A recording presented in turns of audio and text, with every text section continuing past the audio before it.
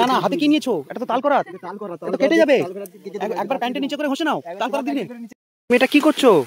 আরে বাটিতে এগুলো কি গোবর জল? না, এগুলো কি কি চটকাচ্ছ এরকম? জিরেটা ও জিরে, জলটা দিয়ে খাইলি বা ওটা হ্যাঁ? দিয়ে দাও, এটা জল দিয়ে এই যে ব্যাপারটাই এটা, জলটা দেবে আর ফুটবে আর খাবে, বাহ! আর কোনো ব্যাপার নয়, আরে মাংসটা সিদ্ধ হোক না হোক কোনো যায় আসে না, কোনো ব্যাপার না। মোটামুটি খাবে। না বাক্সিংয়ের উপরে লোক মুরগি না না না, সে তো স্বাভাবিক ব্যাপার। কি রে, গামছাকে চান করবি নাকি? কি রে,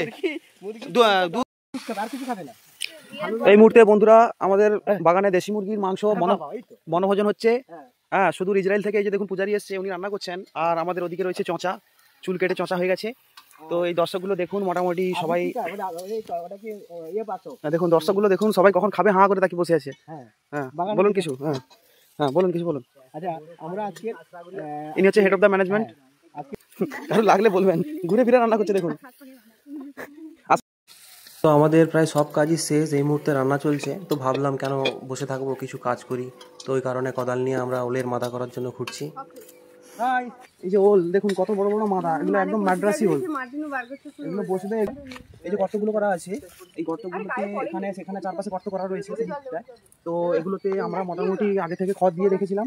তো এই খড় দেওয়া রয়েছে, পচা গোবর সার, তারপরে আমরা এগুলোকে লাগাচ্ছি।